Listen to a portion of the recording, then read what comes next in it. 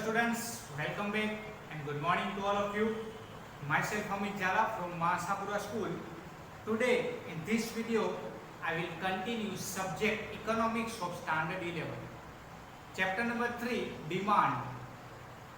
Page number 22 textbook. आज का हमारा क्वेश्चन है सबसे पहले तो लॉ ऑफ डिमांड। डिमांड का लॉ क्या है? कई बार ऐसा होता है कि हम प्रोडक्ट परचेस करने जाते हैं और हम इस लॉ ऑफ डिमांड को यूज भी करते हैं, लेकिन हमें पता नहीं होता है कि हमने लॉ ऑफ डिमांड का यूज किया। कैसे? देखते हैं। लॉ ऑफ डिमांड क्या कहता है? when product price increase then demand decrease. When product price increase then demand decrease. कोई प्रोडक्ट है, उसकी प्राइस अगर इंक्रीज हो गई तो उसकी डिमांड क्या हो जाएगी? डिक्रीज हो जाएगी। अगर हमारे कैपेसिटी से बाहर हो गई प्राइस तो हम उस प्रोडक्ट को छोड़ भी देंगे। First clear. Second, when product price decrease then demand increase. When product price increase then when product price decrease then demand increase. कोई प्रोडक्ट है, उसकी प्राइस कम हो गई तो हम उस प्रोडक्ट को ज्यादा परचेस करने की कोशिश करेंगे, तो डिमांड क्या हो जाएगी? उसकी इंक्रीज हो जाएगी। तो ये है law of demand. Clear? Law of demand. Okay, अब देखते हैं assumption of law of demand. Law of demand को बहुत सारे फैक्टर्स ऐसे भी है जो अफेक्ट करते हैं और उसके assumptions जो हमने आगे देखे थे, फिर से यहाँ पर इन्होंने रिपीट किया है। जो फैक्टर्स थे, प्राइस के अलावा जो फैक्टर्स थे, उस फैक्टर को यहाँ पर फिक्स्ड माना गया है। कौन कौन से फैक्टर को? Taste and preference of consumer remain unchange, income of consumer remain unchange, price of substitute and complementary goods remain unchanged, consumption do not make anticipation regarding future price, size of population remain the same. Okay, अब हम इस law of demand को graph के जरिए जो है explain करते हैं। यहां पर मैंने ग्राफ ड्रॉ किया है छोटा सा। यहां पर मैंने प्राइस लिखी है, मिल्क की प्राइस, और यहां पर मैंने मिल्क की एक डिमांड लिखी हुई है। जब मिल्क की प्राइस 50 रुपीज थी तब हम 1 लीटर मिल्क परचेस करते थे। जब मिल्क की प्राइस 40 रुपीज हो गई तब हम 2 लीटर्स मिल्क परचेस करने लगे। 30 रुपीज मिल्क की प्राइस थी तब हम मिल्क 3 लीटर्स परचेस करते थे, और जब 20 रुपीज प्राइस थी तब मिल्क हम 4 लीटर परचेस करते थे, और 10 रुपीज प्राइस थी तब हम 5 लीटर परचेस करते थे। तो यहाँ पर क्या प्रूफ होता है कि जैसे जैसे प्राइस डिक्रीज होती जा रही है वैसे वैसे डिमांड क्या होती जा रही है? मिल्क की इंक्रीज होती जा रही है। जैसे जैसे प्राइस इंक्रीज होती जा रही है वैसे वैसे डिमांड क्या होती जा रही है? डिक्रीज होती जा रही है। इसको अगर ग्राफ के अंदर पुट करना हो तो मैं टोटल 2 बार्स यहाँ पर ड्रॉ करूंगा। यहाँ पर मैं x बार ड्रॉ करूंगा, यहाँ पर मैं y बार ड्रॉ करूंगा। x एक्सिस मैंने बनाया और y एक्सिस मैंने बनाया।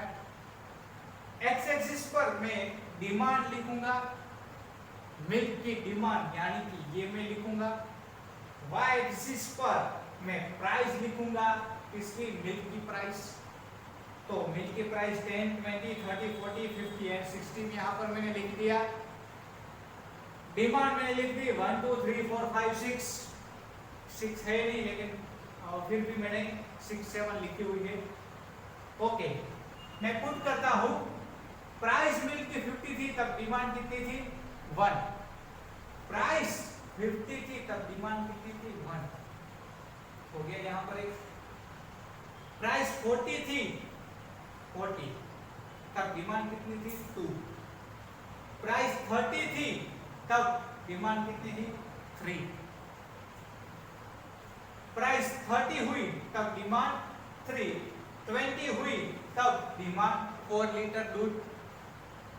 प्राइस मिल्क की 10 हुई थी तब हम मिल्क कितना लीटर परचेस करते थे? 5 litre.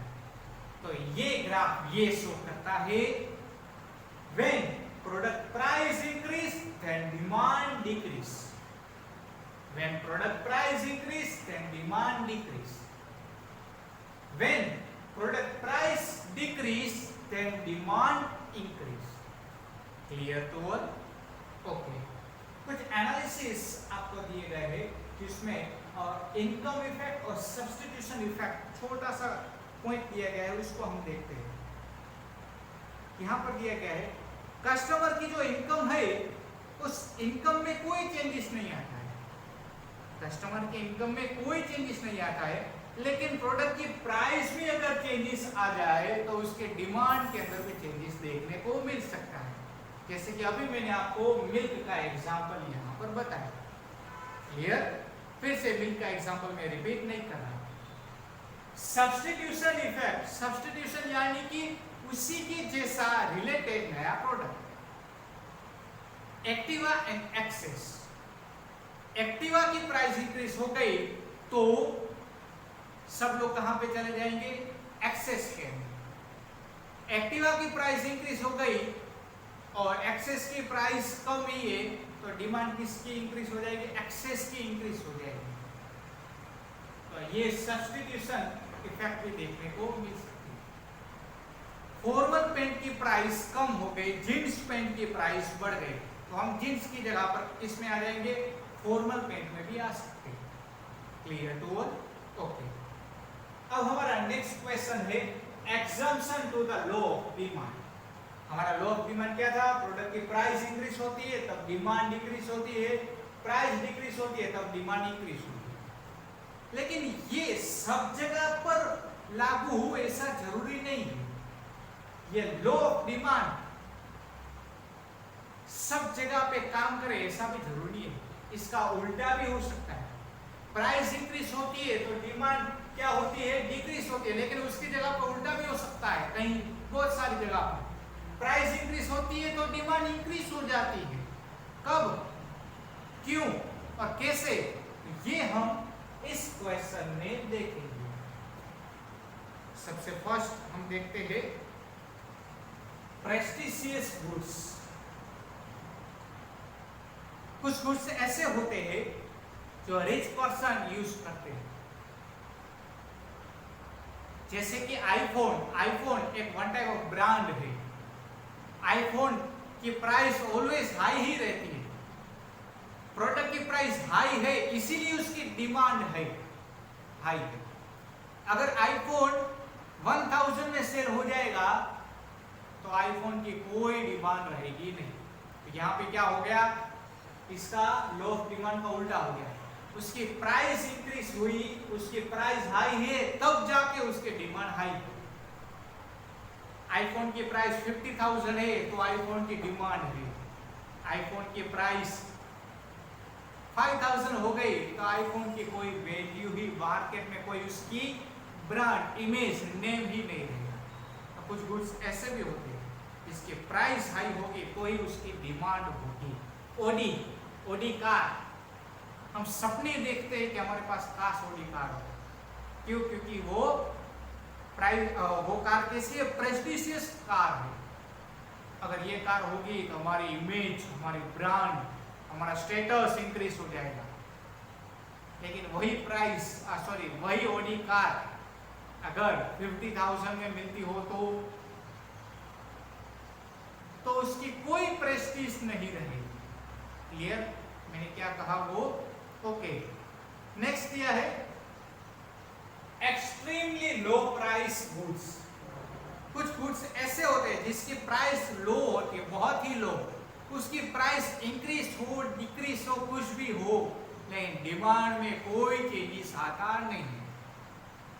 Stapler pin, pins, ball pen, pencil, ये बेसिक चीज है।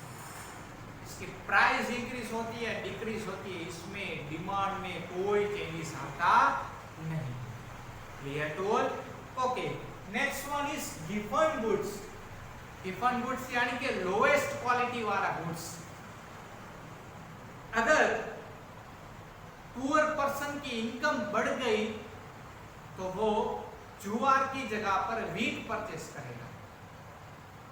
रिच पर्सन की इनकम अगर बढ़ जाती है तो जुआर की जगह पर वीट परचेस करेगा। इस टाइप का जो गुड्स है, Robert Giffen who made a such observation and explained this idea, इसका आइडिया और ऑब्जर्वेशन किसने किया है? रॉबर्ट गिफन ने। और कुछ टाइप्स ऑफ गुड्स जो है वो परचेस करना जरूरी है। इनकम कम होगी तो जुआर और बाजरा परचेस करेंगे, वनस्पति घी परचेस करेंगे, लेकिन इनकम अगर हाई होगी तो देसी घी, प्योर घी परचेस हम करेंगे। तो यहाँ पर ये दिया है गिवन गुड्स। नेक्स्ट दिया है स्पेशल प्रेफरेंस ऑफ पीपल। कुछ पीपल्स ऐसे होते हैं जिसकी स्पेशल प्रेफरेंस होती है, प्रेफरेंस चॉइस होती है कि अगर उस प्रोडक्ट की प्राइस भले ही इंक्रीज हो या डिक्रीज हो, हमें वो ही प्रोडक्ट चाहिए। फॉर एग्जांपल, अगर आप क्लोजअप टूथपेस्ट यूज करते हो तो क्लोजअप की प्राइस इंक्रीज होगी तो भी आप क्लोजअप ही परचेस करोगे। क्यों? क्योंकि आपकी स्पेशल प्रेफरेंस क्या है? क्लोजअप। कुछ कस्टमर्स ऐसे भी होती है जिसकी प्रेफरेंस होती है कुछ ना कुछ कि मुझे चाहिए तो क्लोजअप ही चाहिए, चाहे उसकी प्राइस इंक्रीज हो या डिक्रीज हो। वहां पर ये लॉ ऑफ डिमांड काम करता नहीं है। Clear to all? ओके। तो ये कहां पर देखने को मिलता है? टूथपेस्ट, शूज, बहुत सारे अलग अलग प्रोडक्ट्स होते हैं, वहां पर ये देखने को मिल सकता है। ये स्टूडेंट्स, ये क्वेश्चन वेरी मोस्ट टाइपिक क्वेश्चन, और ये क्वेश्चन बहुत बार मैंने पूछा हुआ है। आपको आज हमने जितने भी क्वेश्चंस किए वो आपको घर पे रिवाइज करने हैं। नेक्स्ट वीडियो में हम नेक्स्ट क्वेश्चन के साथ मिलेंगे। तब तक take care of yourself. Thank you so much and जय माता दी।